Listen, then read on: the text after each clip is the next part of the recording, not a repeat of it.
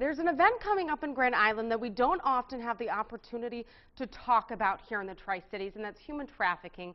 I'm joined with Kelsey Graham, who is on the committee of Night of Awareness and Action.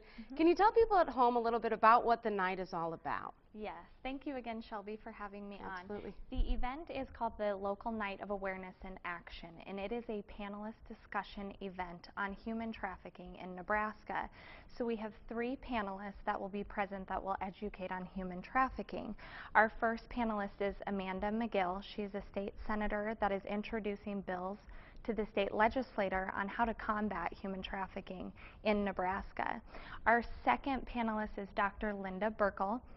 She is the director of the Salvation Army for Nebraska, South Dakota, and Iowa, and she serves on the governor's Nebraska Task Force Against Human Trafficking, along with our third panelist, Jim Peschong, who is the chief of police in Lincoln.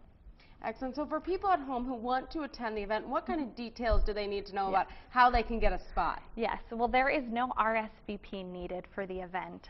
It is on Tuesday, July 29th at the GI Free Church in Grand Island, Nebraska, and that is 2609 South Blaine Street. It starts at 6:30. The panelists will talk for about 2 hours. We're going to have tables from advocates across the communities in Nebraska to share additional information. It's a free event, and this really is a once-in-a-lifetime opportunity to have these 3 panelists sharing what they're passionate about. Interstate 80 has become a gateway for human trafficking, which makes Nebraska extremely vulnerable.